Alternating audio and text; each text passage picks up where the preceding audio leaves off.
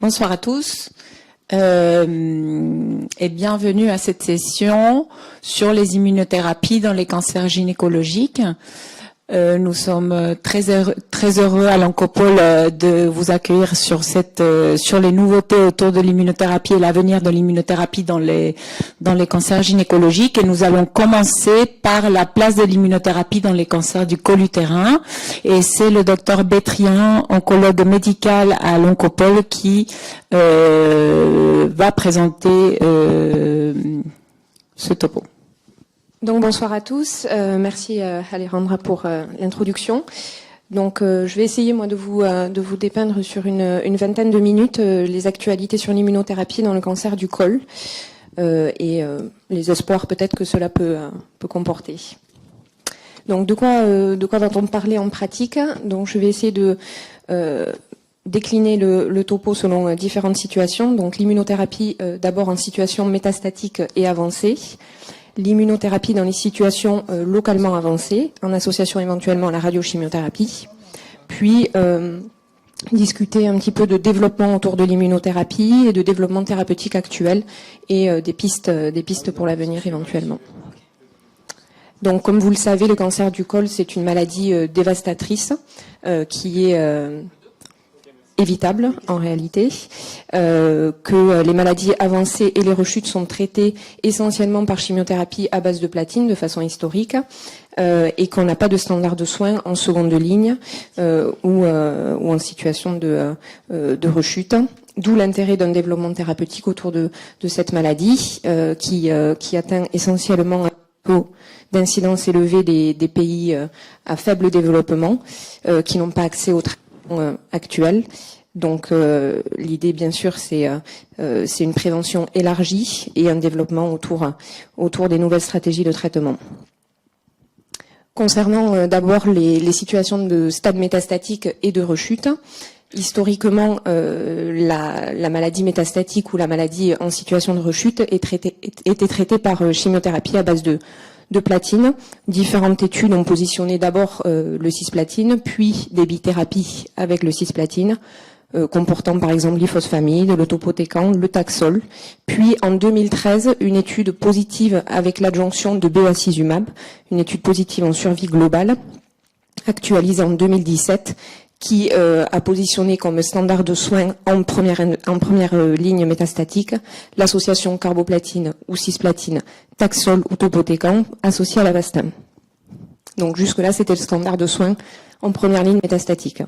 Pour les lignes ultérieures, malheureusement, on n'a aucune consensus et aucune donnée très solide. Les études sur les lignes ultérieures sont essentiellement des monochimiothérapies sur des petites études à faible effectif avec, comme vous le voyez, je ne sais pas si on voit ma flèche, des PFS qui sont très faibles, aux alentours de 3-4 mois, et des taux de réponse qui sont, pour la plupart du temps, inférieurs à 20%. D'où le développement de l'immunothérapie dans les maladies métastatiques et avancées. Comme souvent dans le développement thérapeutique, on positionne les nouvelles stratégies en situation avancée, et puis ensuite on les fait remonter au niveau des lignes de prise en charge. Donc, comme vous le savez, 90% ou plus de 90% des cancers du col sont liés à une infection HPV. Que biologiquement, les tumeurs du col ont un micro-environnement riche de ce fait en lymphocytes T effectifs, en lymphocytes T CD8 et riche en PD1+. Le PD-L1 est surexprimé dans la majorité des cancers du col, essentiellement épidermoïdes, et donc est une cible intéressante pour le développement de l'immunothérapie. Le développement de l'immunothérapie en monothérapie est plutôt décevant. Différentes études ont testé différentes molécules d'immunothérapie, des anti-PD1, tels que le pembrolizumab ou le nivolumab, ou le baltidizumab. Les taux de réponse sont assez faibles, aux alentours de 15%, un peu plus élevés dans les maladies PD1 positives, mais plutôt décevants dans son ensemble. Il y a une étude qui est positive, une seule étude randomisée, qui est l'étude IMpower cervicale. Donc c'est une étude qui a été publiée en 2022 et qui randomisait les patientes qui avaient reçu plus de 2 lignes de traitement pour une maladie métastatique ou avancée. Il y avait quand même plus de 600 patients dans cette étude, et elles étaient randomisées entre cemiplimab toutes les 3 semaines, c'est un anti-PD1, versus une chimiothérapie standard, on va dire, au choix de l'investigateur entre plusieurs types de chimiothérapie. Cette étude est positive en survie globale, avec un gain de 4 mois en survie globale, mais une survie médiane globale aux alentours d'1 an avec le bras cemiplimab. D'ailleurs, cette étude a abouti à une autorisation par la FDA aux États-Unis, mais le traitement n'est pas disponible en Europe. Donc, en monothérapie, je viens de vous dire les résultats donc plutôt décevants, dont l'idée de tester maintenant l'immunothérapie en association avec de la chimiothérapie. On a 2 études qui sont 2 études récentes. Une étude qui est une étude de 2021 et qui a changé complètement les pratiques en première ligne métastatique, qui est l'étude Keynote 826. Donc c'est une étude qui portait sur des cancers du col métastatiques ou en rechute, en première ligne de traitement, 600 patientes, stratifiées sur le PD-L1 et le score CPS, et l'utilisation ou non de l'Avastin, qui n'était pas obligatoire. Donc les patientes étaient randomisées 1 pour 1 entre chimiothérapie standard par cisplatine ou carboplatine associée au Taxol 6 cycles, plus ou moins Avastin, toutes les 3 semaines et en traitement de maintenance, et plus ou moins pembrolizumab ou placebo. L'objectif de cette étude, c'était la survie sans progression et la survie globale. Cette étude est positive pour l'ensemble des populations, c'est-à-dire la population globale, mais également la population PD-L1 supérieure à 1. Elle est négative par contre pour les patientes qui ont un PD-L1 inférieur à 1, c'est-à-dire 0. Donc le gain de survie était le gain de survie sans progression était de 40% et le gain en survie globale était de l'ordre de 40% également, avec une médiane de survie de 28,6 mois chez les patientes qui sont traitées par pembrolizumab et 16,5 mois chez les patientes traitées par placebo. Donc on voit que quand même, par rapport à la médiane de survie avec le B20 qui était de l'ordre de 17 mois, on est déjà avec le pembro aux alentours de 28 mois. Donc cette étude a permis un remboursement en octobre 2022 et une validation de la première ligne métastatique par cisplatine, Taxol, pembrolizumab, plus ou moins Avastin, chez les patientes qui ont un cancer du col avancé. On voit aussi que les taux de réponse étaient plus importants dans la population PD-L1 avec l'utilisation du pembrolizumab. Pour vous résumer ce que je vous disais, donc si on reprend la courbe de tout à l'heure avec les différentes études de chimiothérapie, on peut positionner l'utilisation du pembro ici en rouge avec une nette augmentation quand même de la médiane de survie qui est aux alentours de 24 mois dans cette étude. La deuxième étude, qui porte donc sur les stades métastatiques et en rechute, vient d'être tout juste publiée et présentée au dernier ESMO. Donc ça date d'il y a quelques semaines. C'est l'étude BIT-CC à laquelle on a participé ici, donc qui prenait en charge des patientes qui avaient un cancer du col métastatique ou en rechute en première ligne. Qui n'avait pas d'envahissement rectal ou vésical parce que dans cette étude a été utilisé de façon systématique l'Avastin. Et les patientes, donc il y avait 400 patientes dans l'étude, 410 patientes exactement, qui étaient randomisées entre platine, donc carboplatine ou cisplatine, plus Taxol pour une durée en réalité indéterminée, donc jusqu'à progression, associé à l'Avastin toutes les 3 semaines et plus ou moins associé à la tezolizumab où il n'y avait pas de placebo, donc plus ou moins associé à la tezolizumab. Les objectifs de cette étude, c'était la PFS et la survie globale. Comme pour l'étude précédente, on a des résultats excellents avec l'association d'atezolizumab. L'étude est largement positive avec une réduction du risque de rechute de 40% et une survie globale qui passe de 22 mois dans le bras sans immunothérapie à maintenant 32 mois dans le bras quadrithérapie, donc chimiothérapie plus atezolizumab plus Avastin. Cette étude est positive dans tous les sous-groupes globalement analysés, en dehors peut-être du fait qu'elle semble être un peu plus bénéfique chez les patientes qui sont en rechute plutôt qu'en maladie métastatique d'emblée. C'est ce qu'on voit ici. Les taux de réponse sont également supérieurs avec l'association immunothérapie, de l'ordre de 84% de taux de réponse, et avec des durées de réponse maintenues qui sont plus élevées dans le bras immunothérapie, avec, comme on connaît les courbes d'immunothérapie, un espèce de plateau dans le temps. Si on représente encore de nouveau sur la courbe l'association, donc cette fois avec le Pembro et avec l'anti-PD1 et l'Avastin, on passe à une survie médiane de 32 mois. Donc comparé au premier résultat d'association de chimiothérapie seule sans immunothérapie, on a largement amélioré la survie globale de ces patientes en première ligne. De ce fait, pour les stades métastatiques et en rechute, on a donc 2 études qui sont positives, 2 études randomisées, positives en survie globale, et donc le nouveau standard de soins est une association immunochimiothérapie et Avastin. Maintenant, on va essayer de remonter un petit peu dans les lignes de traitement. Et donc, comme on a montré l'effet en maladie métastatique et avancée, l'idée est de proposer l'immunothérapie à des stades plus précoces, justement pour prévenir la maladie métastatique. Donc, dans les stades locaux régionaux, le standard de traitement dans la prise en charge des cancers du col localement avancé, historiquement, c'est la radiochimiothérapie, avec une chimiothérapie à base de cisplatine, 40 mg m² hebdomadaire, durant une radiothérapie de 5 semaines, donc 25 fractions, 45 grés au total, plus ou moins des boosts simultanés sur la maladie ganglionnaire, associé à une curithérapie utérovaginale de clôture, le traitement devant s'étaler pour être optimal sur 50-55 jours maximum.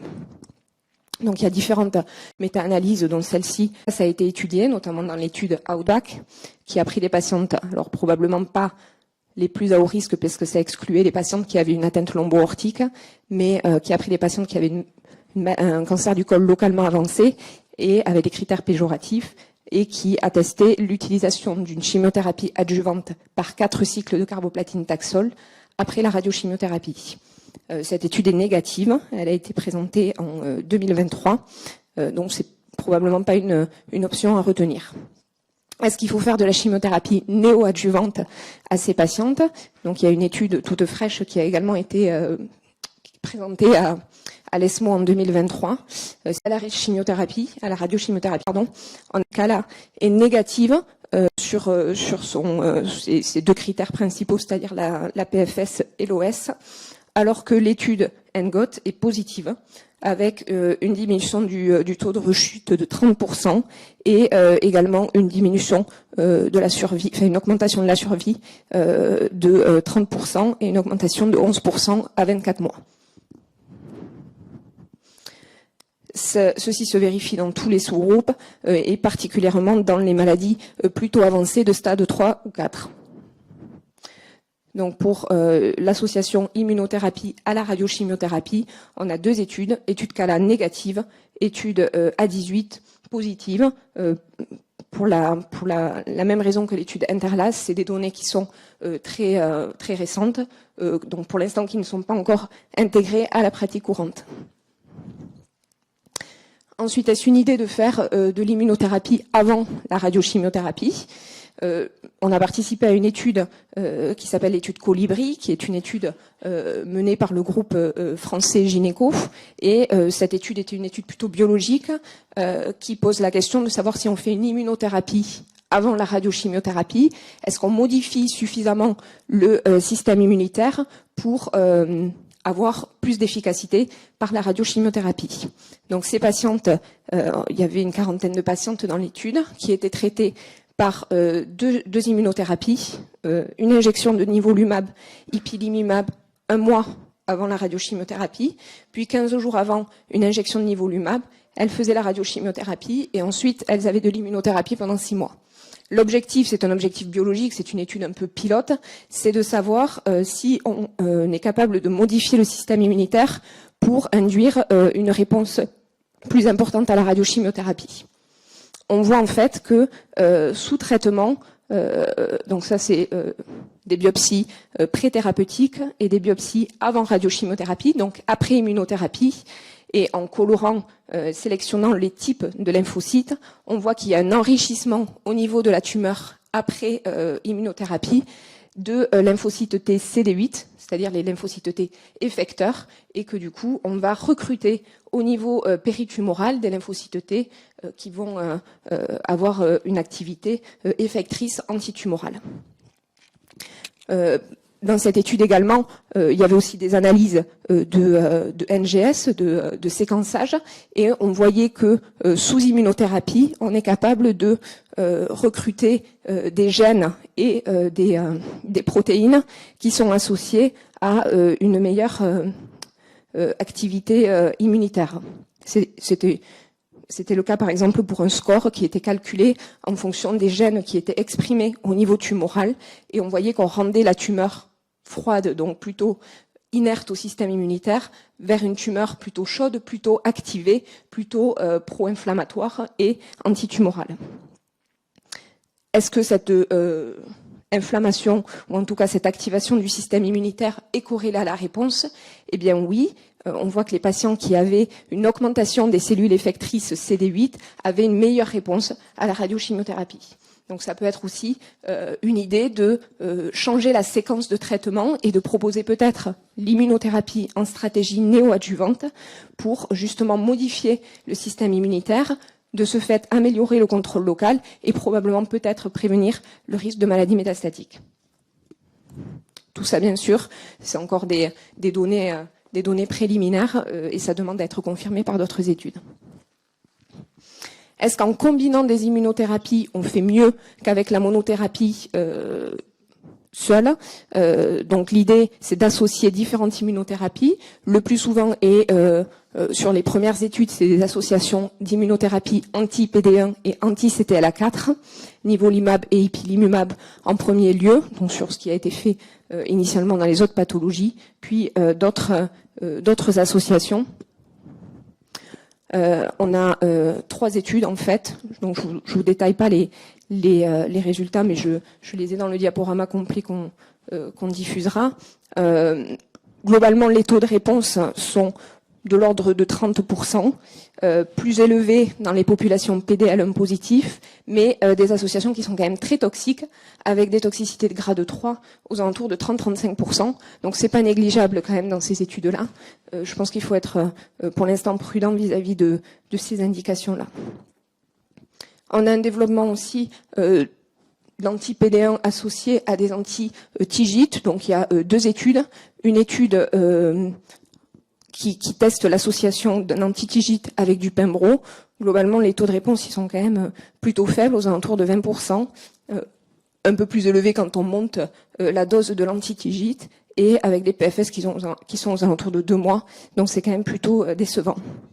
Il y a une phase 2 en cours qui est randomisée entre l'utilisation d'un anti-PD1 plus anti-TIGIT versus anti-PD1 tout seul.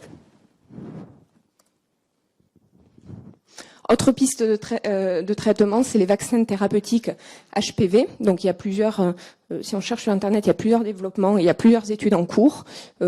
À titre d'exemple, une étude qui est ouverte ici, pas seulement pour les cancers du col, mais pour les maladies HPV.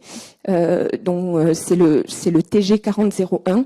Donc c'est un vaccin pas personnalisé, c'est un vaccin thérapeutique qui cible les oncoprotéines virales HPV.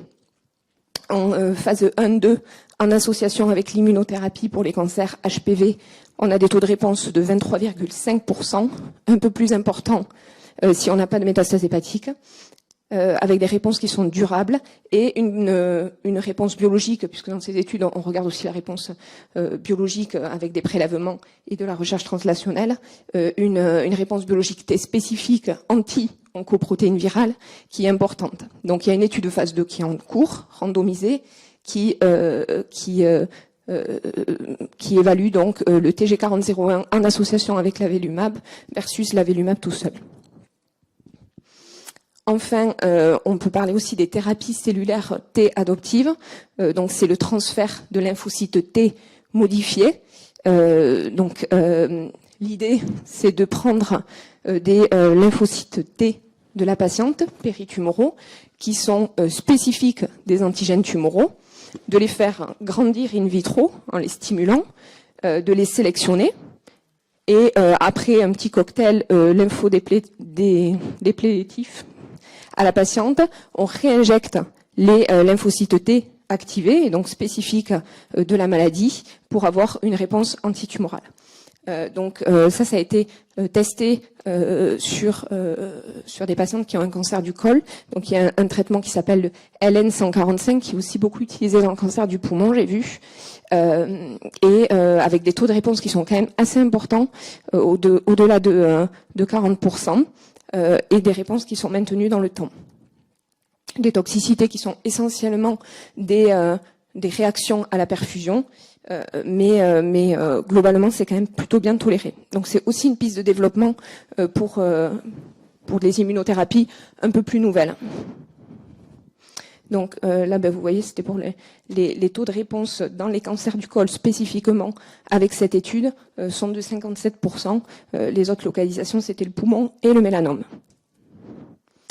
Donc, en conclusion, si on doit répondre à la question immunothérapie et cancer du col, donc le titre c'était un espoir.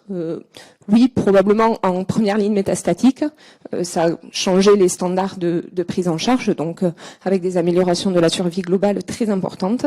Donc probablement que oui, dans cette situation, c'est un espoir important. En association à la radiochimiothérapie, on verra, peut-être qu'il faut faire de la chimiothérapie non adjuvante, peut-être qu'il faut ajouter de l'immunothérapie. En tout cas, pour l'instant, la question n'est pas tranchée, mais il y a plusieurs études actuelles et très récentes qui essaient d'y répondre. Et enfin, oui, probablement dans le cadre du développement thérapeutique, avec l'immunothérapie seule, non. L'immunothérapie en association, oui. Les vaccins, oui, probablement. Probablement plutôt les vaccins personnalisés que les vaccins anti-HPV thérapeutiques. Cependant, la meilleure arme, c'est quand même la prévention, parce que cette maladie, elle est évitable. Elle touche des pays le plus souvent sous-développés, qui n'ont de toute façon pas accès au traitement de chimiothérapie et encore moins au traitement d'immunothérapie.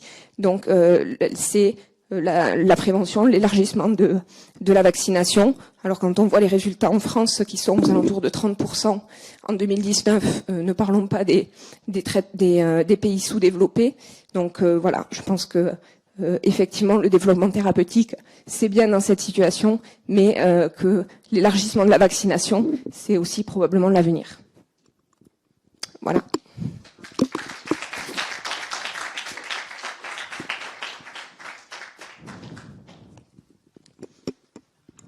Je ne sais pas si vous avez des questions. Merci beaucoup, Sarah, pour cette présentation qui était très claire. Est-ce qu'il y a des questions dans la salle? Ou n'hésitez pas à poser des questions sur le chat. Nous, en fait, on a une question. Bonjour, Montpellier. On est deux, bon, vous, je ne sais pas combien vous êtes, mais nous, on n'est que deux. Et en fait, on a une question sur votre positionnement sur Incalais. Qu'est-ce que vous en pensez d'abord? Vous avez déjà une opinion? Bien sûr, la publication n'est pas là, mais est-ce que... Bon...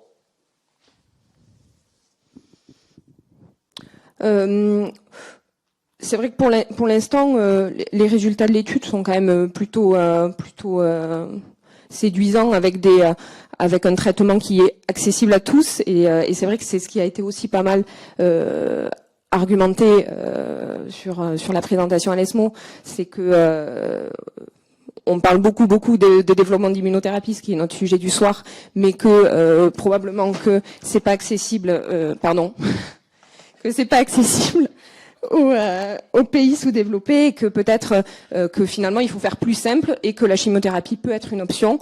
Bien sûr, alors on attend quand même les résultats de voir la publi complète pour se positionner.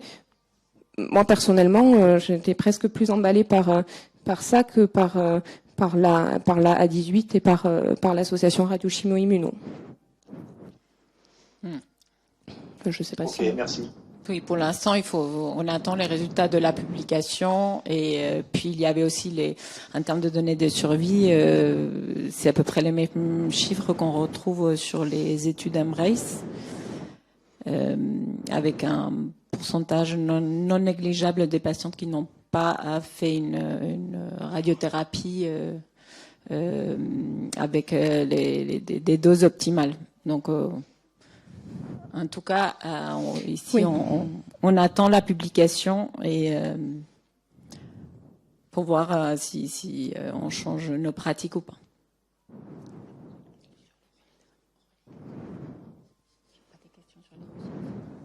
Bon, très bien. Merci beaucoup, Sarah. Donc, comme le temps passe très vite et la présentation a été très complète, nous allons pouvoir passer à la deuxième présentation de l'équipe de Montpellier, donc le docteur Michel Favreau et le docteur Stanislas Quezada vont aborder la place de l'immunothérapie dans les cancers ovariens. Est-ce que maintenant la présentation elle est visible? On arrive, vous nous voyez? Merci beaucoup. Oui, oui, on voit la dernière slide. Ah voilà, là c'est parfait. Merci beaucoup. Ok, bonsoir à tout le monde. Donc on est avec Stanislas heureux de participer à ce brainstorming sur l'immunothérapie. Donc comme vous allez le voir, il y a à boire et à manger dans les cancers de l'ovaire et peut-être que l'enthousiasme dans l'ovaire était peut-être plus modéré que celui du col ou que la sacro-sainte localisation de l'endomètre. Donc on a présenté, on peut faire une présentation finalement avec des arguments pour et des arguments contre. Et je vais passer la parole tout de suite à Stanislas. Il va prendre la relève. Merci, Michel. Bonsoir à toutes et à tous. Effectivement, c'est un plaisir. Vous nous entendez bien? Très bien, On va essayer merci. de mettre une caméra. Parfait. Donc, nous allons essayer de faire en 15 minutes chrono. Très bref rappel moléculaire, mais l'intervenante précédente l'a déjà fait. Et puis effectivement, plutôt que d'être dans un déroulement des différents essais, essais que Michel Favreau au début fasse la partie l'immuno dans l'ovaire, c'est non, puisque le titre qui nous avait été demandé, c'était des résultats désespérément non efficaces. Et moi, je me chargerai de parler un peu de la possibilité de l'immuno demain dans les cancers de l'ovaire, avec notamment les essais en cours et à venir. Alors, vous allez voir que pour l'immuno, en fait, entre la partie département 31 et 34, nous avons effectivement une grande question existentielle entre pain au chocolat ou chocolatine. Donc, nous allons essayer de trouver un terrain d'entente. Première chose par rapport donc, pour revenir sur la synapse, les diapos sont bloqués. Sur la synapse immunologique, évidemment, vous connaissez toutes et tous la manière d'intervenir entre CTLA4, entre PD-1, PD-L1, les anticorps monoclonaux. Alors là, le premier point clé, c'est qu'on a tendance, un peu comme avec l'ovaire, de toujours dire les PARP inhibiteurs, mais il y a PARP et PARP. Et c'est la même chose, en fait, on met sous le même idiome anti-PD-1, anti-PD-L1, mais on a un tropisme et une efficacité qui vont être différentielles. Donc, jeter directement l'immunothérapie sous couvert d'un essai non concluant dans une situation donnée, platino-résistance, platino-sensibilité, première ligne, et monothérapie via l'immunothérapie en monothérapie ou adjonction avec la chimiothérapie, ce sont des situations très distinctes. Et on va essayer un peu de faire une dessiccation de tout ça. Donc, sur le bref contexte moléculaire, évidemment, nous avons plusieurs manières de mesurer une possible prédiction d'efficacité de l'immuno. Vous les connaissez à peu près tous, j'imagine. Donc, le mismatch repair entre déficience MMR, le statut MSI en biologie moléculaire. On peut rechercher une charge en néo-antigène avec le tumor mutational burden. Au niveau de l'expression en PD-L1, vous avez évidemment différents scores aujourd'hui. Le TPS, le CPS, le TAP, l'urécent. Donc, finalement, tout ça va être partiellement recoupant, mais on ne va pas avoir dans cette quête du biomarqueur absolu, on voit qu'on a des marqueurs qui vont être complémentaires pour pouvoir déterminer quel patient pourrait potentiellement tirer bénéfice de l'immunothérapie. Et demain, nous aurons d'autres biomarqueurs. Pourquoi on s'est dit de prime abord que finalement, pour les cancers de l'ovaire, ça pourrait être pertinent d'utiliser l'immunothérapie? C'est que vous avez ces deux graphes très connus. Le tumor mutational burden, où vous voyez en tête de ligne, vous avez les adénocarcinomes du poumon, le mélanome, pour lesquels l'immunothérapie fonctionne très bien, mais on voit que finalement, l'ovaire, les cancers de leur ovaire se retrouvent un peu dans le ventre mou et ne sont pas des tumeurs avec faible charge mutationnelle. Et la même chose pour l'instabilité en microsatellite, où on en a quand même un certain pourcentage. D'un point de vue physiopathologique et thérapeutique, on avait quelques arguments pour se dire que l'immunothérapie pourrait fonctionner, notamment au vu des autres médications utilisées. Tout d'abord, selon les études, PD-L1 est exprimé dans environ 15 à 65% des cas de cancer de l'ovaire. In vitro, à minima, on a montré une synergie entre PARP inhibiteur et immunothérapie. J'ai marqué ICP, donc les inhibiteurs de checkpoint. Entre ICP et bevacizumab, et c'est un peu ce que l'on retrouve dans le CHC, avec la doublette ICP plus bevacizumab, vient une normalisation de la vascularisation tumorale, permettant l'infiltration des lymphocytes T effecteurs, et une mort cellulaire immunogène via la chimiothérapie. Donc ça, c'était les différents arguments moléculaires pouvant se dire l'immuno peut avoir un intérêt. Ce qui amène donc à la première partie de Michel qui va nous faire un panorama des principales études. Bon, donc vous choisissez, j'imagine, la chocolatine, bien sûr. L'autre façon de voir les choses, c'est le verre à moitié plein ou à moitié vide.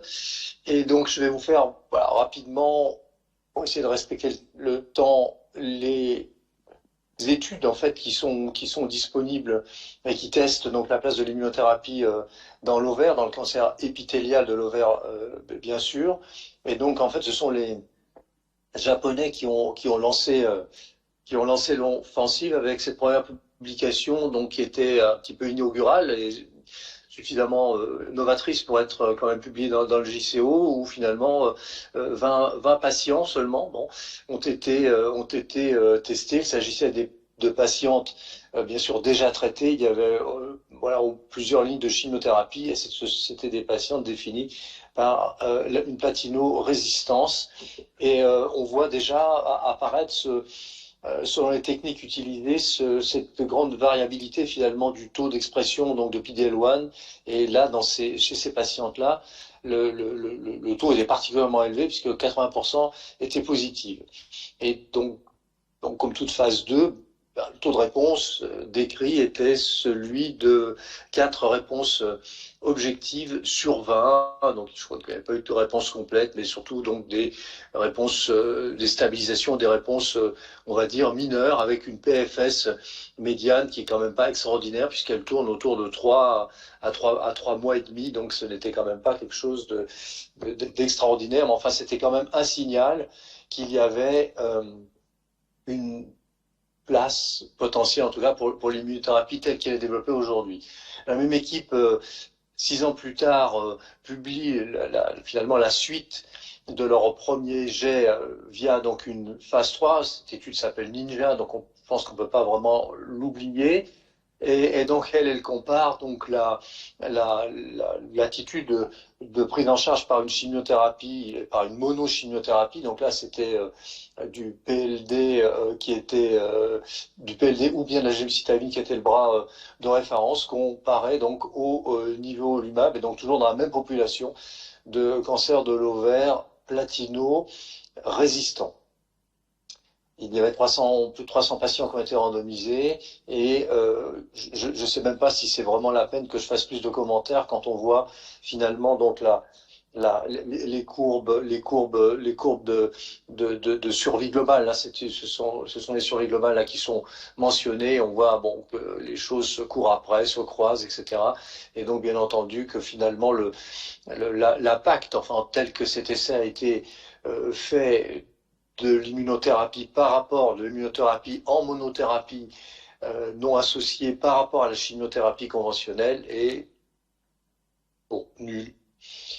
On a essayé de faire avec le Forest Plus donc des analyses de sous-groupes, donc c'est toujours pareil qui valent ce qu'elles valent. Il y avait tellement trop peu de patients BRCA positifs, avec seulement 26 patients qu'on n'a pas pu effectivement faire la comparaison, et que pour la population négative, donc qui comprenait forcément une partie de HRD, eh bien le signal est plutôt même défavorable. Donc on n'était pas très satisfait bien sûr de ces résultats-là. Toujours en situation de récidive, l'étude Javelin, qui elle utilise donc l'avelumab, donc qui est un anti-PD-L1, donc est comparé seul ou bien en association avec une chimiothérapie, toujours pour des patientes de mauvais pronostic, puisqu'il s'agissait de patientes platino-résistantes, et qui a eu le mérite donc de concevoir en fait 3 bras, et parce qu'il y a toujours, souvent dans ces études, finalement un bras manquant. Je vais revenir à certaines études qu'on ne connaît pas du tout, qui s'appellent par exemple Paola, et voilà, où il nous manque une jambe finalement pour pouvoir répondre vraiment aux questions. Donc là, il s'agissait donc d'un 3 bras avec une monothérapie par l'avelumab, un autre bras avec une monochimiothérapie par le KLX, et puis l'association des deux. Alors, bon, on voit, moi je vois plus, enfin, merci Stan, heureusement j'ai mon assistant à côté de moi, vous voyez pas la caméra, mais c'est qui m'aide parce que voilà, un petit peu malvoyant maintenant, enfin c'est petit quand même, donc des médianes qui sont particulièrement proches pour l'association immunothérapie et KLX, qui ressemble étrangement à celle de la monothérapie par le KLX, et puis par contre la monothérapie par l'avelumab, donc seule, montre vraiment des choses vraiment très très très mauvaises, avec des médianes qui sont absolument catastrophiques. Dans cette population, l'expression donc de la surexpression de PD-L1 était à 57%, donc avec le test Ventana. La conclusion en fait donc des auteurs, eh bien voilà, était de dire que parce qu'en fait cet essai était aussi conçu avec un co-primary endpoint, c'était de répondre donc à la question PFS et de OS.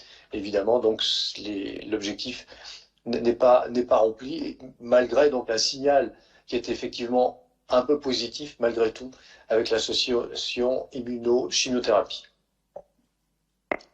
Donc l'autre essai qui nous a tenu en haleine, parce que la France a été quand même un gros inclueur dans cet essai européen, qui est Atalante. On est toujours en situation de récidive, mais là donc on change de la population platino-résistante à la population platino-sensible, donc c'est-à-dire les patientes qui récidivent au-delà des 6 mois théoriques. Il s'agissait donc d'une phase 3, donc il y a inclus un bon nombre de patients, puisqu'il y avait plus de 600 patients. Dans ces patientes-là étaient majoritairement en première ligne, avaient reçu une première ligne dans 3/4 des cas, donc c'était souvent donc en première récidive que la population s'adressait à elle. La moitié d'entre elles avaient reçu de l'Avastin, et puis 20% avaient reçu des PARP inhibiteurs. Et puis l'autre chose aussi intéressante, c'est que c'était des patientes plutôt, on va dire, de plutôt meilleur pronostic, puisque le PFI était supérieur à 12 mois dans la moitié des cas. Et là aussi, donc, c'était un co-primary.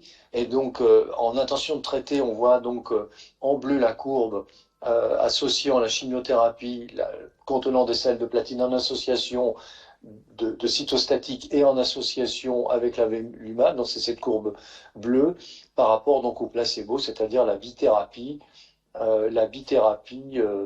Seule. Ce que j'ai oublié de vous dire, c'est que cette étude utilisait l'Avastin, et que l'Avastin était utilisé en maintenance, était utilisé en maintenance ultérieurement.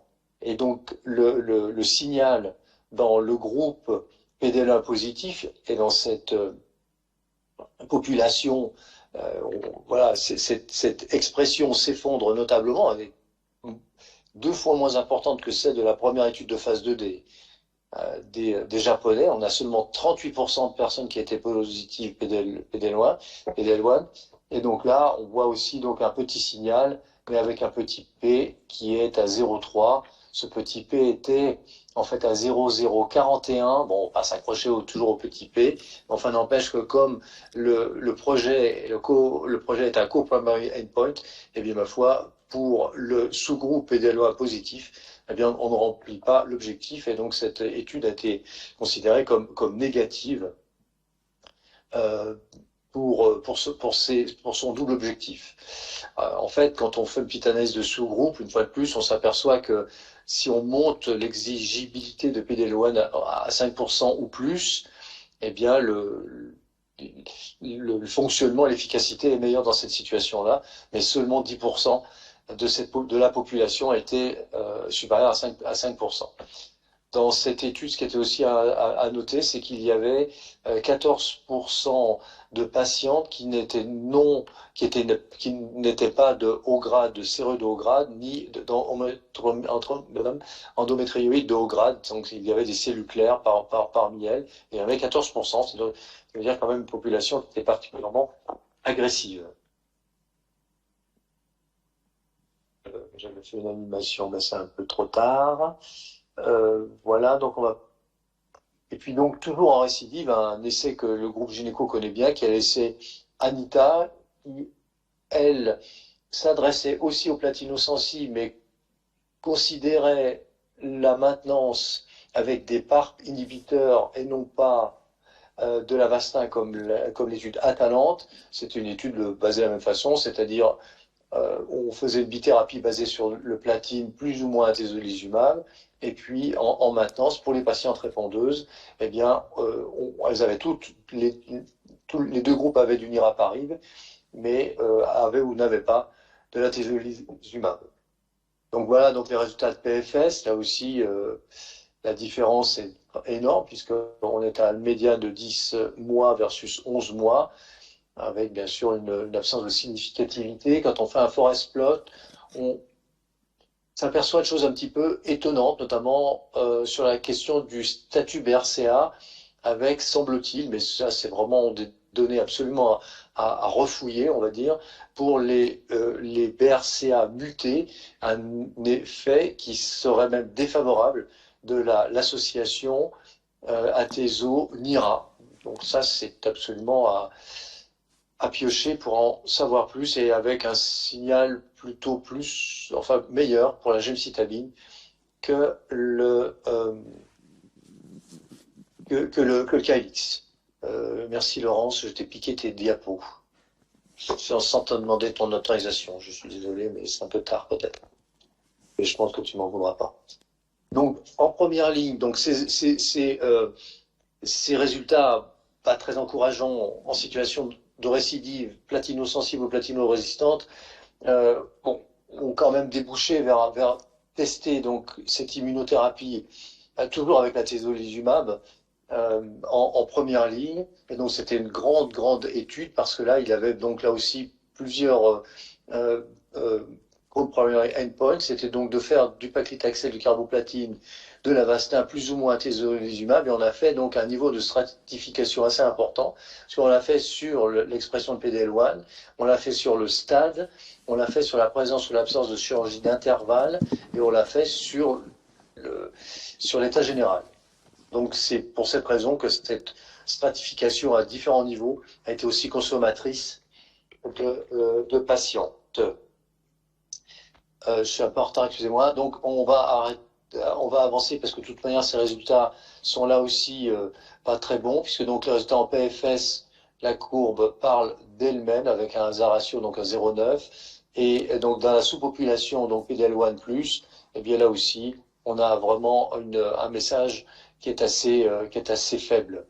Sur les données d'OS, les données sont encore immatures pour l'OS, mais on ne peut pas faire mieux de coller deux courbes aussi parfaitement.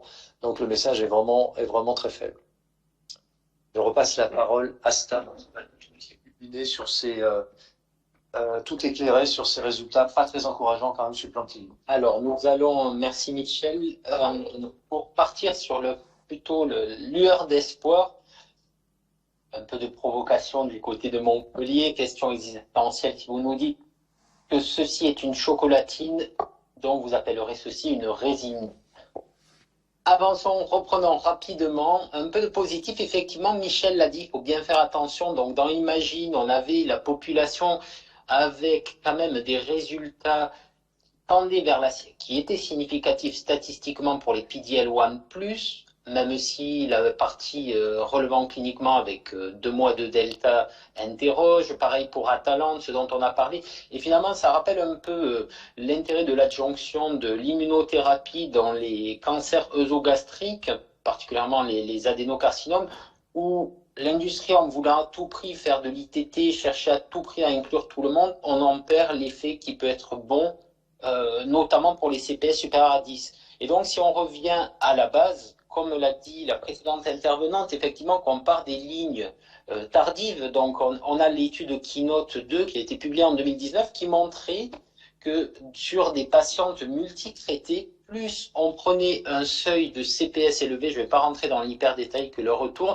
mais plus on prenait des cut-offs de CPS soit inférieur à 1, soit supérieur à 1, soit supérieur à 10, plus on augmentait le taux de réponse objectif, plus on augmentait le taux de contrôle de la maladie et la possibilité de réponse complète. Là, vous voyez, bon, c'est 8% des patientes, c'est une phase 2, mais c'était des patientes qui avaient reçu jusqu'à 6 lignes de traitement. On va aller un peu plus loin, une étude franco-française et sur laquelle je travaille actuellement pour de l'ancillaire, justement pour essayer de disséquer un peu la mécanistique. C'était l'étude Néo-Pembrov où on était parti du principe de chercher à améliorer le taux de mise en chirurgie de cytoréduction complète chez des patientes ayant bénéficié d'une chimiothérapie néoadjuvante auquel on pouvait adjoindre du pembrolizumab. Et donc, finalement, le critère de jugement principal, c'était le taux de chirurgie complète. Cet essai, finalement, est revenu négatif, non pas parce que le pembrolizumab ne fonctionne pas, mais parce que en fait, les techniques chirurgicales sont tellement améliorées que le bras standard a fourni un résultat plus élevé qu'attendu. Néanmoins, dans la partie étude qui reste évidemment exploratoire, en prenant le cut-off CPS à 5%, on retourne sur ce signal qui semble intéressant. C'est-à-dire que là, les patientes avec un CPS supérieur à 5%, qui recevaient donc du pembro néoadjuvant et puis une maintenance de pembrolizumab jusqu'à 15 mois, on avait un delta de 3 mois et demi. Allant toujours dans ce signal. Et finalement, là, on arrive à aujourd'hui avec un essai qui, d'un côté, a fait grand bruit, mais qui a soulevé plus de questions et d'interrogations parce qu'il manquait notamment une partie à l'essai. C'était l'essai du haut qui avait pour principe de faire un essai à 3 bras avec uniquement en comparaison le bras 1 et le bras 3. Le rationnel, c'était quoi? Première ligne de traitement. Et donc, c'était d'évaluer l'intérêt de coupler le bevacizumab, l'olaparib, qui aujourd'hui c'est la doublette standard avec la combinaison de olaparib plus bevacizumab, et voir l'intérêt de l'adjonction de l'immunothérapie. Mais comme vous pouvez le voir en comparant bras 1, bras 2, finalement, on va avoir une comparaison de la doublette versus double placebo, mais on n'a pas, comme le disait tout à l'heure Michel avec un des essais, l'effet isolé du placebo, l'effet isolé de l'immunothérapie, puisque là, c'était uniquement exploratoire le bras 2. Et cet essai, c'était uniquement pour les patientes non BRCA mutées. Qu'est-ce que l'on voit? Donc, on avait 2 co-primary endpoints en ITT, en HRD positif. On voit qu'en HRD positif, on passe d'une médiane PFS de 23 mois à 37 mois avec un hasard ratio à 0,49, statistiquement significatif. Mais pour nous, cliniciens du gynéco, ça va nous interroger quel est finalement l'intérêt de rajouter cette immunothérapie avec des résultats qui sont quand même analogues à peu ou prou à ce qu'on a dans Paola et comment sélectionner celle qui en tirerait bénéfice. En ITT, c'est analogue, même si là, on voit que l'effet est moins important. Finalement, ce qui était le plus intéressant, mais qui n'est que de l'exploratoire, c'est qu'on cherche à disséquer nos patientes HRD positives et nos patientes HRD négatives. Qu'est-ce que l'on voit? C'est que finalement, si vous prenez des patientes HRD positives, l'adjonction de l'immunothérapie fait un tout petit effet et c'est l'olaparib qui amène un effet. Ce qui, là, on se dit, est-ce que finalement, vu qu'on n'a pas le bras que bevacizumab, olaparib, quel est l'intérêt de l'immunothérapie? En revanche, pour le groupe de patientes HRD négatives, ce qui est intéressant, et c'est une hypothèse, c'est que quand vous rajoutez, par rapport à l'essai Paola, vous rajoutez l'immunothérapie, c'est la courbe rose, le bras 3, vous voyez que vous avez un effet puisque, même si bon, le delta n'est que de 3 mois, c'est pas un delta qui est énorme, mais vous avez un hasard ratio à 0,68, ça reste de l'exploratoire, mais vous avez un signal qui vous laisse suggérer que nous pourrions sensibiliser les patientes HRP au PARP inhibiteur. Cet essai tel qu'il a été conçu amène plus d'interrogations qu'autre chose. Néanmoins, je vais essayer de brosser en quelques diapositives la médecine de demain dans les cancers ovariens. Tout d'abord, l'essai TEDOVA qui a été aussi abordé pour le col, c'est l'intérêt de la vaccination avec l'OSE 2101 chez des patientes qui ont un génotype HLA-A2, c'est à peu près une patiente sur 2, et le mettre en maintenance en seconde ligne chez une patiente qui a en première ligne reçu PARP inhibiteur et bevacizumab. Et donc cet essai, c'est soit un bras observationnel, soit la vaccination pendant 2 ans, soit vaccination plus pembrolizumab. Alors à l'heure actuelle, on a eu pas mal de patientes avec des effets secondaires, mais c'est assez prometteur et c'est porté par le docteur Léhari. Et 2 essais qu'on attend fortement. Première ligne, on a eu l'an dernier l'essai Athéna Mono qui montrait l'intérêt de l'adjonction du rucaparib en première ligne pour faire un peu un schéma prima-like, c'est-à-dire l'intérêt qu'on a montré le niraparib en maintenance. Là, on a montré que le rucaparib était efficace et on attend, nous l'espérons pour 2024, l'essai Athéna Combo qui, lui, a pour intérêt de voir l'intérêt de l'adjonction du nivolumab en plus du rucaparib. Donc, ce qui est très intéressant ici, c'est nouvelle molécule, le nivolumab, qui a très peu été employé dans les cancers de l'ovaire.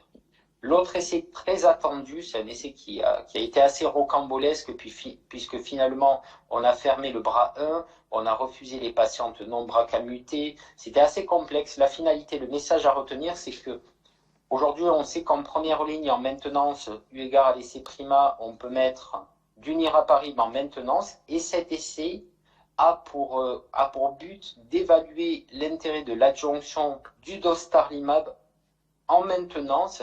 Le dostarlimab qui sera présenté, j'imagine, tout à l'heure sur les cancers de l'endomètre avec l'essai Ruby, qui est un peu la molécule star de GSK, qui a donné des résultats assez exceptionnels, et notamment dans le rectum néoadjuvant pour les MSI. Donc, personnellement, je crois beaucoup en cet essai avec 2 CJP, un CJP en ITT, et pour une des premières fois dans le cancer de l'ovaire, un CJP sur les patientes avec CPS supérieur à 1%, première fois en première ligne.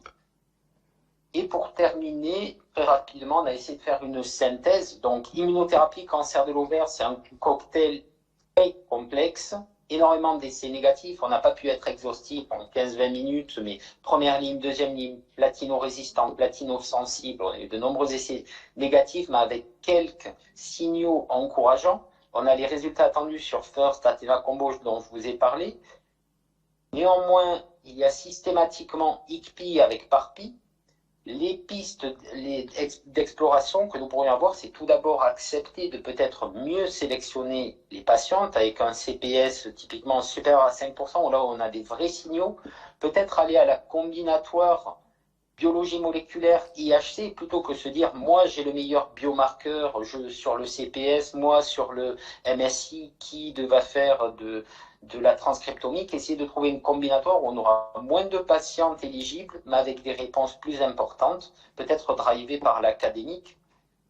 Des molécules innovantes, on a eu récemment pour les platino-résistantes en deuxième ligne, l'ubamatamab, anticorps bispécifique, qui cible à la fois la mucine 16 et CD3, donc permettant l'induction de la réponse immunitaire, les CAR-T-cells, mais qui seront une niche. Peut-être essayer de trouver, comme on a eu un peu dans l'endomètre pour la seconde ligne, et ça sera discuté après, des associations un peu plus innovantes, typiquement le pembrolizumab dans l'endomètre. Et question vraiment, là, c'est des perspectives à 5 ans. Si on réussit à avoir l'adjonction de l'immunothérapie, quelle stratification de nos patientes, puisque nous allons arriver à un panel de molécules entre bevacizumab, PARP inhibiteur, chimiothérapie, demain l'immunothérapie. Quel choix pour nos patients? Michel, je te laisse la conclusion. On va pas conclure au-delà de la conclusion. Voilà, la discussion est ouverte si vous avez des questions sur l'ovaire et son immunothérapie.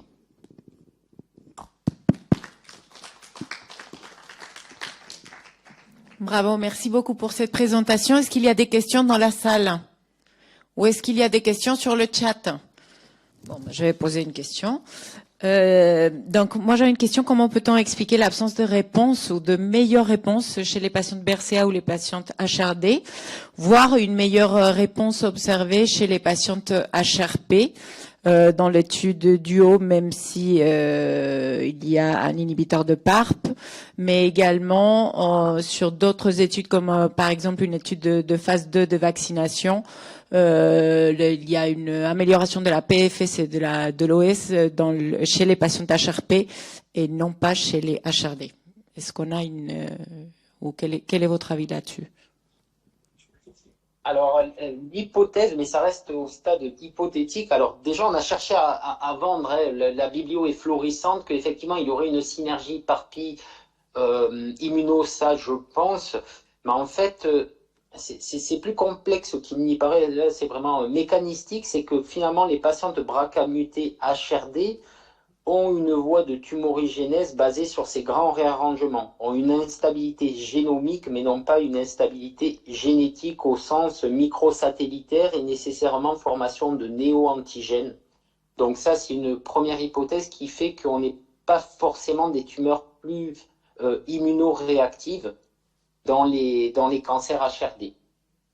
D'accord. C'est je pense, la première hypothèse principale qui me semble, c'est qu'en fait, effectivement, on était dans cette idée de se dire, bon, vu qu'il y a de nombreux réarrangements, de nombreuses cassures, donc forcément, c'est plus immunogène. Et en fait, je pense que c'est l'inverse. Ok. Pourtant, c'est des tumeurs qui sont largement plus infiltrées, que ça soit au niveau des CD8. Effectivement, ouais. Et ça, c'est l'autre axe, effectivement, c'est que je pense qu'on a commencé à peine à ouvrir la boîte de la distinction entre qualitatif et quantitatif. C'est-à-dire qu'on peut très bien avoir des tumeurs richement infiltrées, mais où il manque le trigger de l'immunoactivation. Ok. Très bien, merci beaucoup. Donc, je pense qu'on va pouvoir passer maintenant au dernier topo de la soirée, qui va donc parler de la place de l'immunothérapie dans les cancers de l'endomètre. Et c'est le docteur Gladiev, notre responsable des tumeurs gynécologiques à l'Oncopole, qui va nous faire l'honneur de cette présentation. Merci Alexandra. Parfait. Alors, on vient de voir donc que l'immunothérapie dans les cancers de l'ovaire, il y a encore du chemin à parcourir pour arriver à sélectionner les patients qui pourront en tirer bénéfice. Le col, ça commence à changer significativement les pratiques. Alors, qu'en est-il dans les cancers de l'endomètre? Est-ce que c'est vraiment une révolution? En fait, la prise en charge des cancers de l'endomètre est en totale révolution depuis une dizaine d'années et depuis la publication des résultats du cancer Génome Atlas, qui nous a montré que, à côté des types anatomopathologiques classiques auxquels on était habitué dans ces tumeurs majoritairement de type endométrioïde, il y avait, et indépendamment du type anatomopathologique, 4 sous-types biologiques. Le premier, ce sont les pôles mutés, qui représentent à peu près 10% des cancers de l'endomètre. puis les tumeurs avec une instabilité microsatellitaire ou DMMR, qui représentent à peu près... alors là, j'ai mis le chiffre de 33%, ce sont les chiffres de l'étude Portec. On va voir tout à l'heure que probablement c'est un tout petit peu moins. Et puis les tumeurs P53 mutées, à peu près un quart. Et quand il n'y a aucune de ces anomalies, eh bien, ce sont les tumeurs sans profil spécifique. Et ce que nous a montré l'étude Transportec, c'est qu'il y avait une valeur pronostique de ces différents groupes biologiques, puisque les tumeurs pôle mutées vont plutôt extrêmement bien.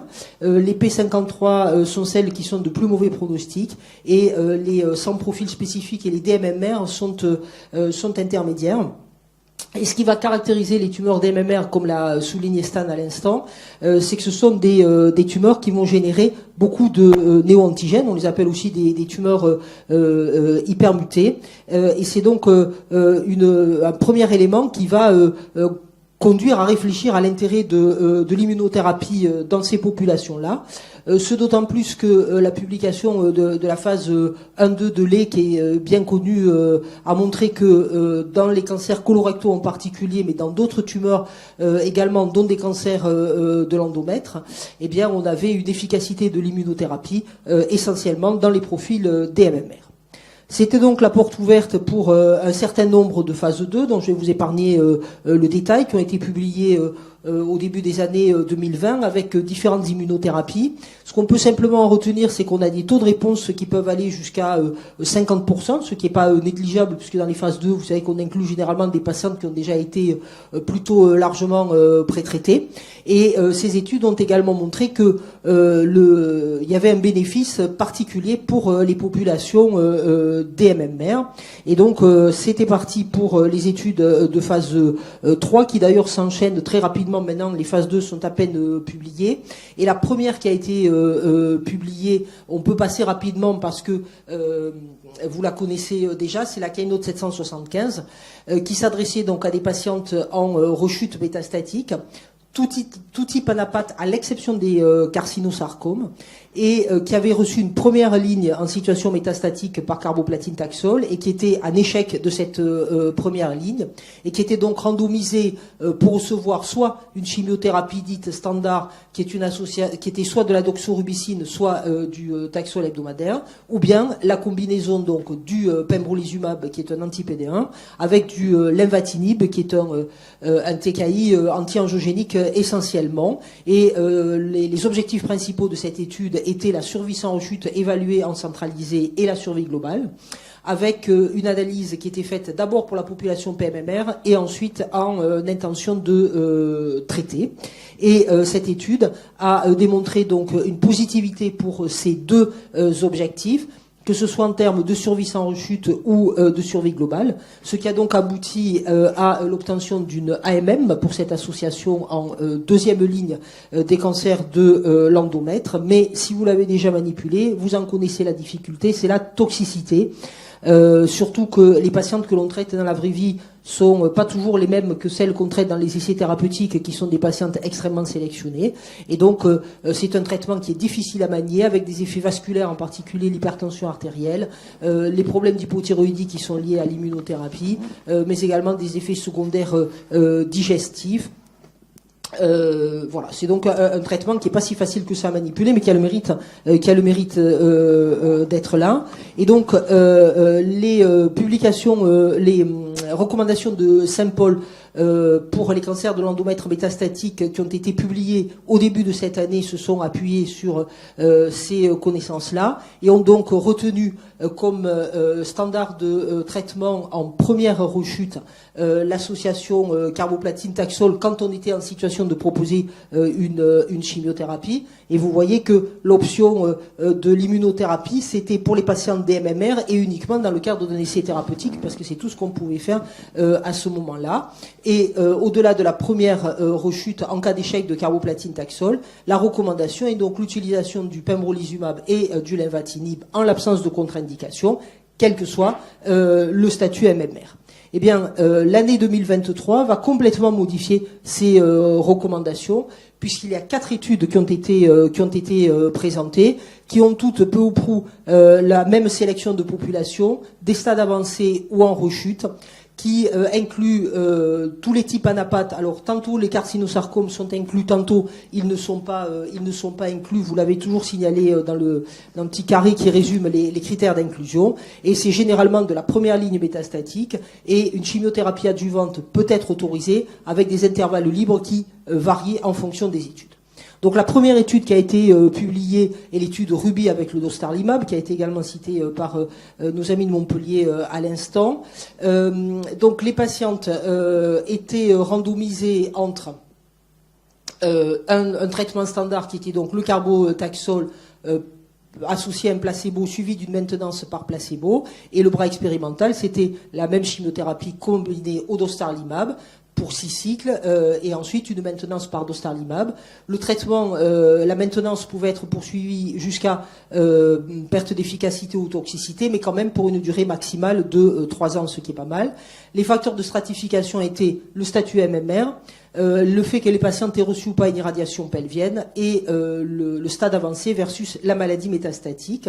Vous voyez que dans cette étude, la population des MMR représente à peu près 24%, et vous allez voir que ce chiffre se retrouve, donc ce qui est plus probablement le reflet de la réalité de la proportion des DMMR parmi les cancers de l'endomètre.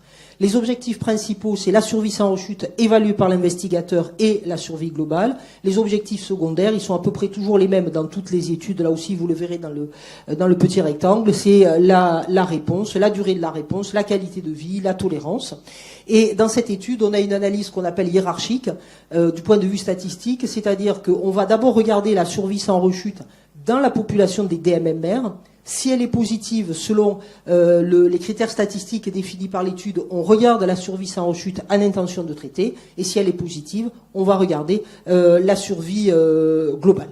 Eh bien, vous voyez que dans la population des DMMR, le bénéfice est incontestable, avec, comme l'a dit Rosine la semaine dernière, pour ceux qui étaient là, avec la bouche d'hippopotame, donc des courbes très très séparées entre les patientes qui recevaient le dostarlimab et celles qui recevaient le placebo, et vous voyez un hazard ratio à 0,28. Donc, puisque le résultat était positif pour la population des MMR, on va regarder en intention de traiter. Il y a également un bénéfice, mais vous voyez que l'hazard ratio, c'est pas le même. Là, on est à 0,64. Et donc, comme là aussi on est positif, on va regarder la survie globale. Pour l'instant, les résultats sont un peu immatures pour la survie globale. Donc, il faut attendre un peu, même si on a l'impression qu'il y a une tendance. Et puis, il y avait des analyses préspécifiées également dans l'étude, en particulier la survie sans rechute dans la population des PMMR. Et vous voyez qu'il y a un bénéfice, alors en chiffres il n'est pas énorme, évidemment c'est 2 mois, mais avec un hazard ratio qui est à 0,76. Donc cette étude Ruby nous a montré qu'il y avait un intérêt à associer à la chimiothérapie le dostarlimab pour les patientes DMMR, mais également pour les patientes PMMR. Alors en termes de toxicité, il n'y a pas de signal inattendu. Globalement, l'ensemble du traitement est relativement bien toléré. Vous voyez qu'il y a relativement peu d'effets secondaires supérieurs ou égal à un grade 3, y compris dans le bras dostarlimab. Alors, à l'ESMO, il y a eu une actualisation de cette étude avec la présentation d'une analyse en sous-groupe. Donc, on a vu l'intérêt dans la population des MMR. La question, c'est de se dire dans quelle autre population cette immunothérapie pourrait être intéressante si on essaie de démembrer les PMMR. Et ce qu'on voit, c'est qu'il pourrait y avoir un bénéfice dans la population des P53 mutés. Donc c'est une piste, et il y aura d'autres travaux probablement qui vont arriver pour démontrer l'intérêt de l'immunothérapie dans ces populations-là. La deuxième étude, c'est l'énergie 018. Là, on ne pouvait pas inclure les carcinosarcomes, et à l'inclusion, il fallait que le statut MMR soit connu. Vous verrez tout à l'heure pourquoi. Et le design, c'est exactement le même que dans l'étude Ruby, sauf que là, l'immunothérapie, c'est le pembrolizumab, qui est combiné à la chimiothérapie et poursuivi en maintenance. Et là, la maintenance a une durée limitée, c'est 14 cycles maximum, faisant suite aux 6 cycles en combinaison avec la chimiothérapie. Les facteurs de stratification, c'est toujours le statut MMR, l'état général et le fait que les patientes aient reçu ou pas une chimiothérapie adjuvante qui était autorisée là avec un intervalle libre de 12 mois. Les objectifs, l'objectif principal, c'est la survie sans rechute évaluée par l'investigateur. Mais là, on travaille dans deux populations indépendantes. C'est-à-dire, on regarde la survie sans rechute chez les PMMR et la survie sans rechute chez les DMMR. Et ici aussi, on va retrouver la même aspect de courbe pour les patientes DMMR. Un odds ratio qui est à 0,30 avec une très forte significativité. Donc on confirme ce qu'on avait vu dans l'étude Ruby. De toute façon, les deux études ont été publiées dans le même numéro du New England. Et dans la population des PMMR, on a également un bénéfice qui est très significatif, mais avec un hazard ratio qui est bien entendu un peu moins bon à 0,54, mais ça fait une différence de survie de l'ordre de 4-5 mois, ce qui est quand même intéressant pour les patientes. En termes de toxicité, c'est pareil. Il y a pas on retrouve les effets secondaires attendus autant avec la chimiothérapie qu'avec l'immunothérapie. Il n'y a pas de signal particulier ou négatif pour nos patientes dans cette étude. Et à l'ESMO, il y a également eu une actualisation de cette étude avec une question intéressante posée, qui était la question du rôle de l'immunothérapie lorsque le statut d'MMR était lié à la méthylation du promoteur d'MLH1. Parce que vous savez que quand il y a un profil d'MMR qui est lié à une perte d'expression d'MLH1, dans la majorité des cas, dans les cancers de l'endomètre, c'est lié à une méthylation du promoteur, c'est-à-dire à une anomalie tumorale.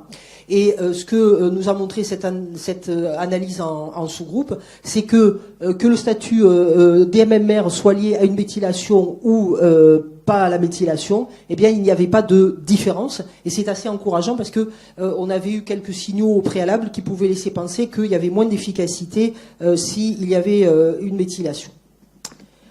La troisième étude qui a été présentée à l'ESMO est l'étude atteinte avec cette fois-ci un anti-PDL1 qui est l'atezolizumab, une fois encore, alors strictement le même schéma que les précédents. Les carcinosarcomes, on peut les inclure, et la durée de la maintenance, elle est là jusqu'à progression. Les objectifs sont la survie sans rechute et la survie globale avec la même analyse hiérarchique que dans l'étude Ruby, la même proportion de DMMR, vous voyez à peu près un quart de la population, et la stratification qui se faisait toujours sur le statut MMR, sur le pays d'inclusion, l'anapathe endométrioïde versus les autres, et le stade avancé versus la maladie métastatique. Et il y avait également, comme dans les autres études, des analyses préspécifiées en sous-groupe.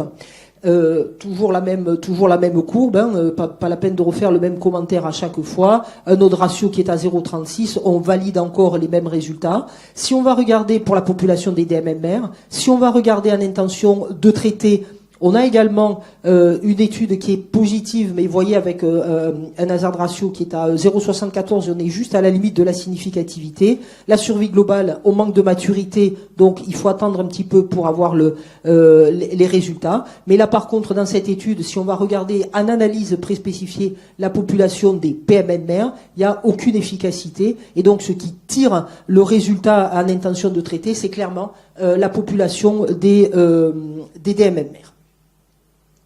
En termes d'effets secondaires, une fois encore, les effets secondaires attendus avec la chimio, la combinaison chimio-immuno ou l'immuno, rien de particulier ou rien d'inquiétant.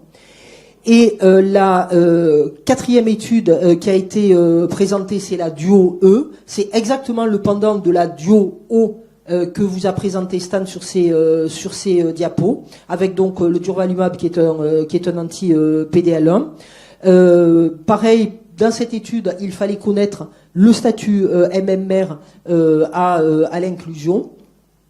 Les facteurs de stratification, toujours le statut MMR, le stade avancé versus la maladie métastatique et l'origine géographique. Et on a exactement le même design que dans la DUO-O. Donc on a le bras standard qui est le carbotaxol associé à un placebo et une maintenance avec un double placebo. Le bras carbotaxol associé au durvalumab avec une maintenance durvalumab placebo. Et le deuxième bras expérimental, c'est carbotaxol, durvalumab, toutes les 3 semaines pour 6 cycles, hein, c'est toujours pareil, et une maintenance avec durva-ola. Donc on pose la double question de l'adjonction de l'immunothérapie et de l'adjonction de l'immunothérapie et d'un inhibiteur de PARP. Comme pour la duo, l'objectif principal, c'est la survie en rechute évaluée par l'investigateur, mais on compare en fait chaque bras expérimental au bras contrôle. Et la comparaison des deux bras contrôle, c'est-à-dire qui poserait la question de savoir si c'est intéressant de rajouter l'inhibiteur de PARP, ce sont des analyses exploratoires. Et donc, si on regarde les résultats, eh bien, on voit que il y a effectivement un bénéfice des deux bras expérimentaux comparés au bras contrôle, avec un hazard ratio qui est à 0,71 pour le durva seul et 0,55 pour le durva associé à l'olaparib, peut-être donc un peu plus de bénéfices à cette combo. Et si on va regarder dans les analyses exploratoires la population des MMR, eh bien, en fait, de loin, vous voyez certainement 2 courbes et pas 3, parce que la courbe du durva ou du durva plus l'ola sont complètement superposées. Donc, dans cette population-là, probablement que le fait d'adjoindre un inhibiteur de PARP n'apporte pas grand-chose. Et il y a donc là aussi pas mal de choses à travailler autour de ces sélections de population et de combinaisons de traitements. En termes d'effets secondaires, en termes d'effets secondaires, une fois encore, des effets secondaires attendus, et on va retrouver un peu plus d'effets secondaires dans le bras durva-ola, mais qui sont clairement les effets secondaires qu'on voit avec les inhibiteurs de PARP, de l'anémie, des nausées et quelques toxicités hématologiques. Donc vous voyez que avec ces 4 essais rapidement présentés, eh bien, on peut conclure de façon certaine aujourd'hui au bénéfice incontestable de l'immunothérapie en première ligne métastatique pour les patientes des MMR, et l'association carboplatin-taxol dostarlimab a obtenu un accès précoce. Alors, indépendamment du statut MMR pour l'instant, ça sera probablement pas la même chose quand ils auront l'AMM et le remboursement. Il n'empêche quand même qu'il y a encore des questions autour de cette immunothérapie dans la population des MMR, et en particulier de savoir si, comme dans les cancers du côlon, des MMR, on peut passer le cap et se passer de la chimiothérapie pour aller directement à l'immunothérapie en première rechute métastatique. Et c'est la question qui est posée dans l'étude Domenica, qui est une étude qui a été conçue par Florence Joly de Caen et qui est drivée par le groupe Gynéco. Et c'est une étude qui pose une question extrêmement importante, et c'est pourquoi il faut la faire avancer. Et il faut d'autant plus la faire avancer que je vous rappelle qu'un accès précoce, vous ne pouvez vous en servir que si vous n'avez pas d'essai thérapeutique à proposer aux patientes. Donc pour une patiente des MMR, la priorité, c'est l'étude Domenica. Et puis, vous l'avez vu, pour les populations PMMR, on a des bénéfices avec des hasards ratios qui sont quand même assez variables, voire pas de bénéfices dans la population atteinte. Et donc, clairement, il faut identifier des facteurs prédictifs d'efficacité dans cette population des PMMR. Et donc, encore beaucoup de travail et encore des évolutions en perspective dans les mois et les années à venir, qui feront pas mal discuter en RCP comme on le fait maintenant. Autrefois, on se reposait en RCP quand arrivait l'endomètre parce que c'était relativement facile. Maintenant, c'est ce qu'il y a de plus, c'est ce qu'il y a quasiment de plus compliqué. Et vous voyez la vitesse avec laquelle avancent les données à l'heure actuelle, qui font que on a à peine publié des recommandations que déjà il faut les actualiser parce que les choses ont changé. Je vous remercie pour votre attention, et s'il y a vraiment une question brûlante, sinon on est très en retard, donc on s'arrêtera peut-être là.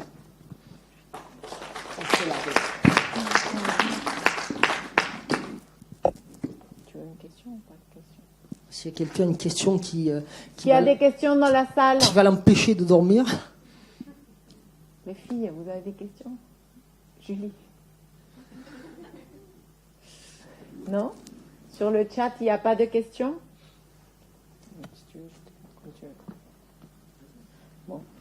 Sur les 4 études que tu nous as présentées qui sont toutes positives, qu'est-ce que je veux dire, et qui sont très similaires finalement, à la fois sur les schémas, sur la population, les critères de stratification, quel choix faire, quelle stratégie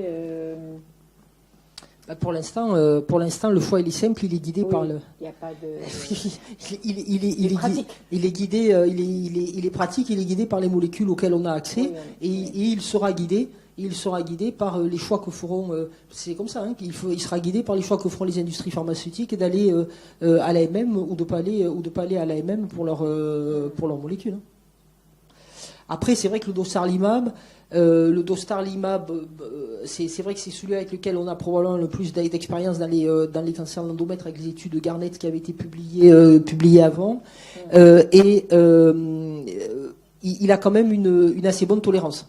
Et c'est pas négligeable pour nos patientes, parce que quand même souvent les cancers d'endomètre, c'est pas les patientes les plus fit que l'on ait à prendre en charge. Donc, en termes de toxicité, il y a de différence entre les 4 études? Alors il faudrait aller les regarder avec grande précision, mais si on regarde les barres, il y a un peu plus de grade 3 dans les autres études, sans que ça soit majeur quand même.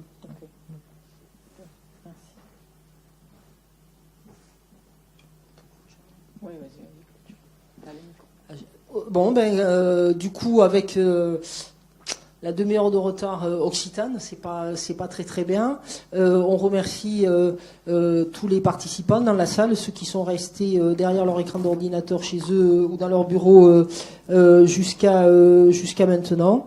Et on vous souhaite une bonne soirée. On vous dit à bientôt pour un prochain mardi de l'Oncopole.